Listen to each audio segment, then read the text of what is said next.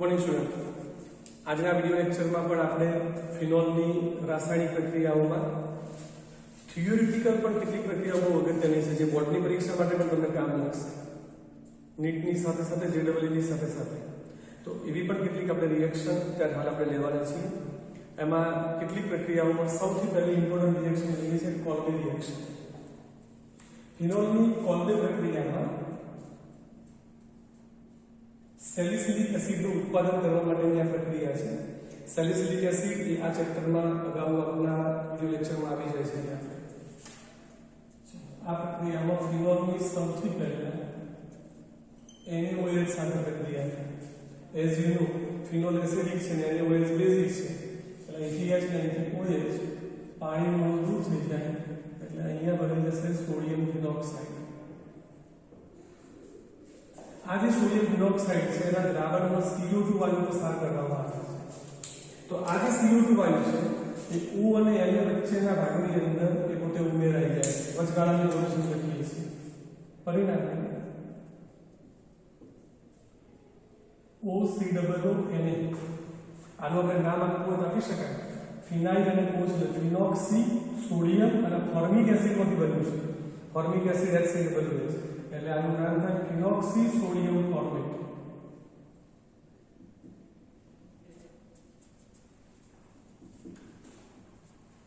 આ જે ફિનોક્સી sodium format જે છે ને આ અસ્થાયી છે. અસ્થાયી હોય એટલે એમાં પુનઃરચના થઈ જાય છે. પુનઃરચના કેવી રીતે થાય છે?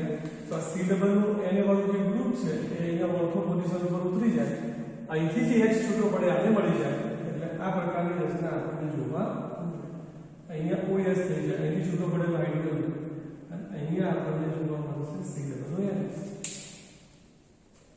આનું નામ આપણે હમણાં લખીએ છીએ. આની સાંદ્ર HCl તમે જલીય HCl સાથે રિએક્શન થાય એટલે H+ નું Na+ નું વિસ્થાપન H+ વડે થઈ જાય. આનું નામ તમે જાણો છો સેલિસિલિક એસિડ. IUPAC નામ લખવું હોય તો 2-હાઇડ્રોક્સી બેન્ઝોઇક એસિડ નામ થશે.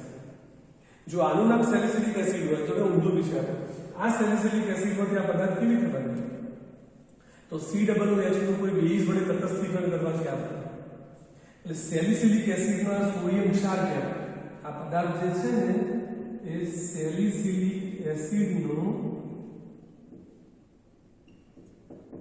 સોડિયમ ક્ષાર કહેવાય. ધારો કે હું આની જગ્યાએ NaOH સાથે કરું ને પદાર્થ અને માટે જ આનું નામ સેલિસિલિક એસિડ હોય તો આનું નામ છે સોડિયમ સેલિસિલેટ. જો મારે નામ લખવું હોય તો આપી શકાય સોડિયમ સેલિસિલેટ. આ પ્રકારનું નામ આપી શકાય. તો કોલ્બે પ્રક્રિયા એ સેલિસિલિક એસિડનું ઉત્પાદન કરવા માટે વપરાય છે. અગાઉના વિડિયો લેક્ચરમાં આપણે ચર્ચા કરી છે કે સેલિસિલિક એસિડમાંથી એસ્પિરિન છે, મિથાઇલ સેલિસિલેટ છે એવા પ્રકારના વેદનાહારક ઔષધો જે છે એ આપણે બનાવી શકતા હોઈએ છીએ. તો કોલ્બે પ્રક્રિયા એ સેલિસિલિક એસિડનું ઉત્પાદન કરવા માટે વપરાય છે. તો કોલ્બે રિએક્શન પછી ત્યાંથી આગળ નેક્સ્ટ આપણે આગળ વધીએ છીએ. એક બીજી પ્રક્રિયા છે વિમર-ટીમાન પ્રક્રિયા.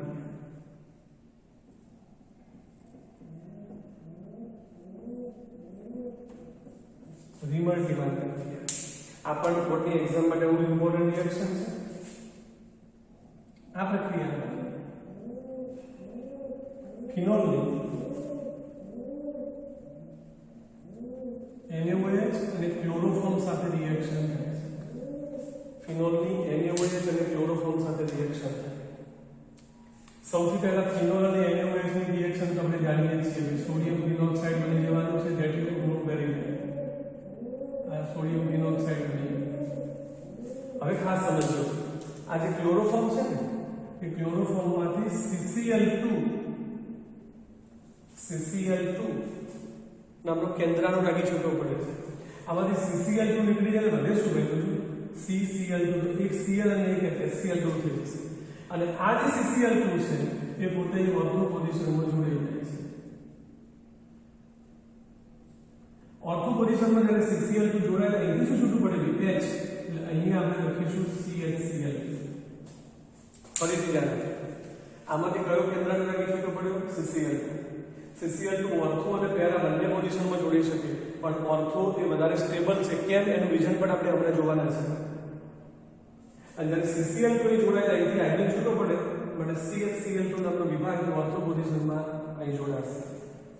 આ જે પદાર્થ છે એની NaOH સાથે વધુ આગળ રિએક્શન છે. તો આમ કાયદેસર જોવા જઈએ ને એક વધારાનું સ્ટેપ લખું છું. ONA CH Cl નું વિસ્થાપન OH વડે થાય. બે Cl નું વિસ્થાપન બે OH વડે થાય. કેટલાક સ્ટેપ આપણે ગ્રુપમાં લખ્યા નથી, તો તમે જ્યારે થિયોરિટિકલ ભાગ ભણતા હોય અને થિયરી લખવાની આવે તો એવા વધારાના સ્ટેપ તમે કાઢી નાખો તો ચાલે. એક જ કાર્બન પર બે OH શક્ય નથી, એ સ્ટેબલ ના હોય. એક ઉપરથી OH અને એક ઉપરથી H, એટલે કે પાણીનું ગ્રુપ થઈ જાય. અને જો પાણીનું ગ્રુપ થઈ જાય -H2, તો કયું ગ્રુપ બની ગયું ભાઈ? CHO આલ્ડીહાઇડ ગ્રુપ બની ગયું છે. અહીંયા ONA અને અહીંયા CHO આલ્ડીહાઇડ ગ્રુપ બની ગયું. હવે આ Na ને ખાલી મારે H+ જોઈન કરવા હોય તો જલ્દી HCl વડે રિએક્શન કરો તો પરિણામે અહીંયા OH બની જવાનું છે અને અહીંયા કયું ગ્રુપ લાગી ગયું ભાઈ? CHO. આ બંને પદાર્થોને ધ્યાનથી જોજો. અહીં COOH છે, અહીં CHO છે, અહીંયા CHO ગ્રુપ છે. આનું નામ સેલિસિલિક એસિડ છે, તો આનું નામ થશે સેલિસાલ્ડીહાઇડ. તો રિમર્સિબલ પ્રક્રિયા એ સેલિસિલિક એસિડની જેમ જ સેલિસાલ્ડીહાઇડ બનાવવા માટેની પ્રક્રિયા છે. આનું IUPAC નામ થાય 2-હાઇડ્રોક્સીબેન્ઝાલ્ડીહાઇડ. હવે એક વાત એ છે કે અહીંયા ફિનોલની NaOH સાથે પ્રક્રિયા કરીને સોડિયમ ફિનોક્સાઇડ કેમ બનાવવામાં આવે છે આગળની બધી પ્રક્રિયાઓમાં પણ? તો ફિનોલ કરતા જે ફિનોક્સાઇડ છે આપણે અગાઉ પણ વાત કરી હતી, O- આની પાસે 6 બંધકારક ઇલેક્ટ્રોન આપે, મેસોમેરિક અસર રિંગને એક્ટિવેટ કરે છે. અને રિંગને એક્ટિવેટ કરવા માટે વધારે ઇલેક્ટ્રોન ઘનતાવાળી બનાવવા માટે ફિનોક્સાઇડ આયન બનાવે છે. બીજું આપણે વાત કરી હતી કે ઓર્થો અને પેરા બંનેમાં જોડાઈ શકે. તો જો ઓર્થોમાં જોડાય છે CHO ગ્રુપ, તો અહીંયા આની વચ્ચે આંતરાળ H બનશે. સમજો વાત.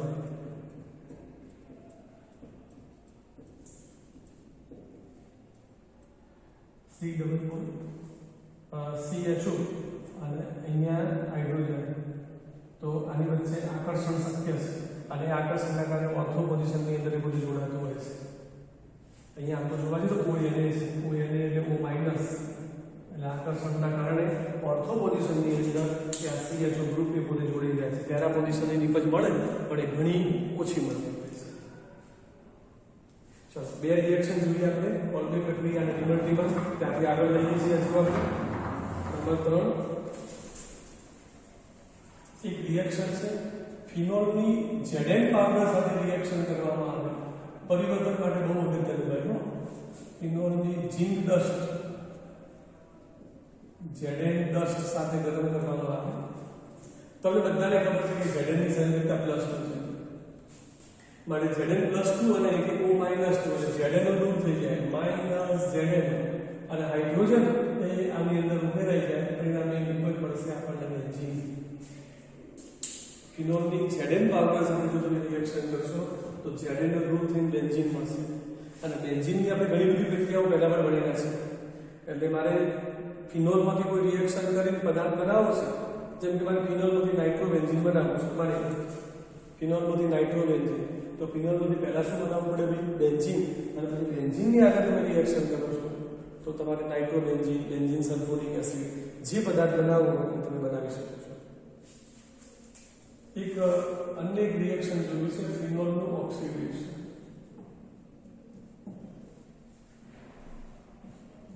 ઓક્સિડેશનની આ જે રિએક્શન છે એની ક્રિયાવિધિ થોડીક અટપટી છે. અટપટી ક્રિયાવિધિ છે એટલે આને એક જ સ્ટેપમાં જેમ આપણે બુકમાં આપ્યું છે એમ સમીકરણ જરા યાદ રાખીશું કે ફિનોલનું ઓક્સિડેશન Na2Cr2O7 અને H2SO4 વડે કરવામાં આવે. આમ તો તમને ખ્યાલ છે કે બંનેમાંથી H2CrO4 બને. H2CrO4 ક્રોમિક એસિડ બને. એટલે ફિનોલનું ઓક્સિડેશન ક્રોમિક એસિડ વડે કરવામાં આવે ઓક્સિડેશન. તો તો ક્રોમિક એસિડ વડે ઓક્સિડેશન કરવાથી વિશિષ્ટ પદાર્થ બને છે જે તમારે યાદ રાખવાનું થશે double bond double bond double બોન્ડો ડબલ બોન્ડો આનું નામ છે બેન્ઝોક્વિનોન. હવે આ રિએક્શન ની અંદર બહુ ડીપમાં આપણે જવાનું નથી. બેન્ઝોક્વિનોન ની પર મળશે તેવું યાદ રાખી લેવાનું છે. જો મારે આનું આઈયુપીએચ નામ આપવું હોય તો શું થાય? તો સાયક્લોહેક્સેન પ્રકારની રિંગ છે. આ કાર્બનને આપણે પહેલો નંબર આપીએ. આને કયો નંબર થશે? ચોથો નંબર થાય. તો પહેલા અને ચોથા ઉપર કીટોનિક ગ્રુપ છે. પછી બીજો, ત્રીજો, ચોથો, બીજા અને પાંચમા ઉપર દ્વિબંધ છે. તેનું નામ આવશે સાયક્લોહેક્સાન. બીજા અને ચોથા ઉપર દ્વિબંધ છે ને 2,4-ડાઈ અને 1,4-ડાયોન. સાયક્લોહેક્સાન 2,4-ડાઈ 1,4-ડાયોન આ પ્રકારનું નામ થશે. એનું નામ બેન્ઝોક્વિનોન તરીકે પણ આપણે ઓળખીએ છીએ. તો ક્રોમિક એસિડ વડે ઓક્સિડેશનની પ્રક્રિયા પણ આપણે આની અંદર ભણે. તો ટોટલ આજના વિડિયો લેક્ચરમાં આપણે ચારેક અગત્યની પ્રક્રિયાઓ ભણ્યા છે, જેમાં 2 અથવા 3 માર્ક્સની જે થિયોરિટિકલ સેક્શન છે એમાં કોલ્બે પ્રક્રિયા રિમર્ટીમાં પૂછાતી હોય છે.